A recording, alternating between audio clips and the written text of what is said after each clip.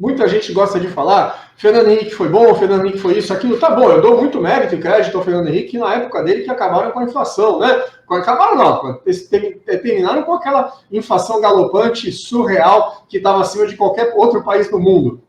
Mas quem está na minha área de direito previdenciário sabe que o governo do Fernando Henrique foi bem maldoso, bem cruel com a Previdência. Dele que criaram o fator previdenciário, a nova base de cálculo que gerou, aliás, a revisão da vida toda, 2 mini-reformas previdenciárias que acabaram com o valor do benefício.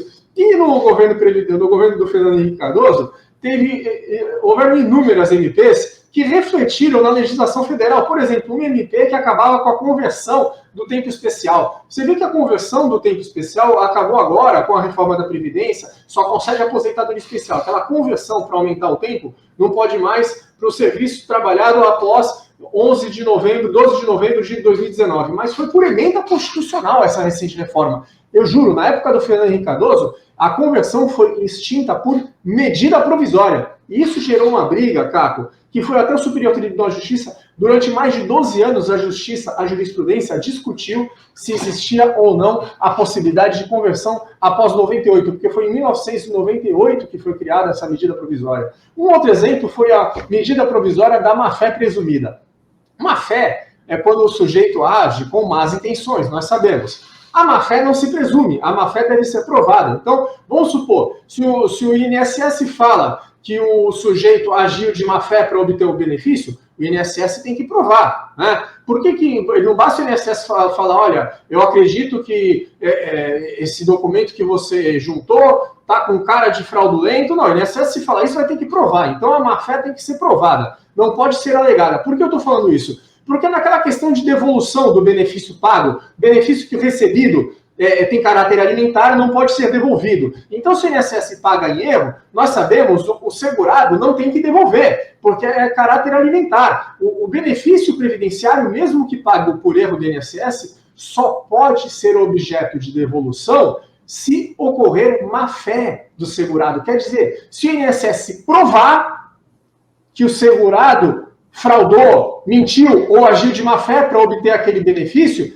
aí sim ele é obrigado a devolver.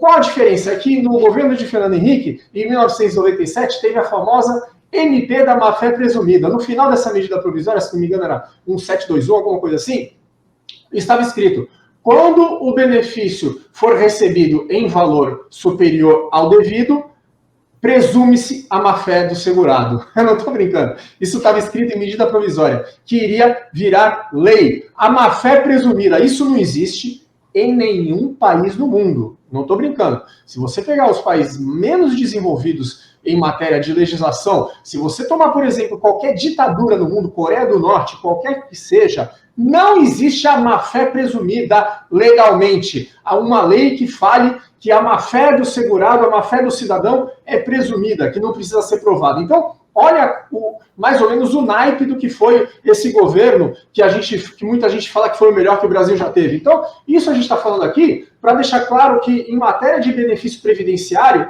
todos os governos andaram muito mal, certo? Embora uns piores do que os outros, tá bom? Nós temos agora a promessa de campanha do PT de que, se ganhasse a eleição, iria fazer de tudo para reverter a reforma da Previdência. Olha, já na campanha eu falava, sem dúvida alguma, se é para reverter os efeitos da reforma, eu confio mais na oposição, que na época era o PT, do que no governo atual. Porque o governo, na campanha, estava alinhado com a reforma trabalhista que foi instituída pelo Michel Temer.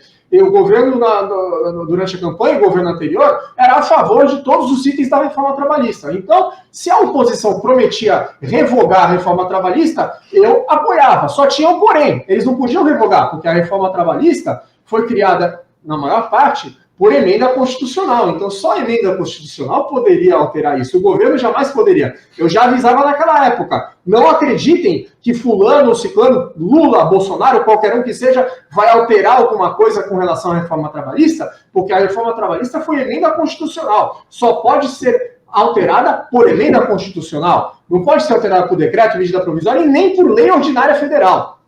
Mas bem, existe um grupo de trabalho agora no Ministério do Trabalho que pretende tomar algumas medidas ou iniciativas para reverter os nefastos efeitos da reforma. Mas isso só vai ser possível contra pequenos itens, pequenos elementos de âmbito interno, fiscalização do Ministério do Trabalho, algumas medidas ou portarias do Ministério do Trabalho, mas 90% da reforma trabalhista vai depender de emenda constitucional. E nós sabemos, Capo, é uma boa época para lançar a emenda constitucional? Você acha que o Congresso vai acatar essa revogação da reforma trabalhista, por mais devida que seja, por mais justa que seja a revogação, acabar com aquela maldita reforma que tirou mais direitos do que já haviam tirado anteriormente? O trabalhador já tem poucos direitos, tiraram mais ainda? Eu duvido muito que o Congresso ou o Senado vá abraçar essa ideia, e se fizerem isso, vai ser na base do troca-troca, né? Toma lá, dá cá. E mesmo assim, duvido que revoguem os principais pontos da reforma trabalhista.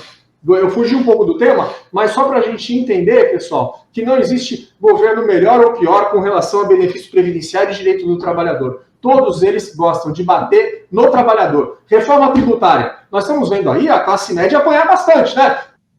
Teve um aumento de imposto muito grande para a classe média. E como é que ficam os super ricos, que eles tinham prometido taxar? Eu gostei muito da ideia de IPVA para iates e lanchas, excelente, mas está faltando taxar as offshore, taxar as grandes fortunas do exterior. Em uma pequena taxação, 5%, 6%, não venham com essa história que os empresários vão tirar o seu dinheiro do país. Mentira, isso aqui é um paraíso para eles. Nenhum país no mundo paga 12% de juros ao ano. Ninguém vai querer tirar o dinheiro do Brasil por causa de uma taxação que é mais do que devida.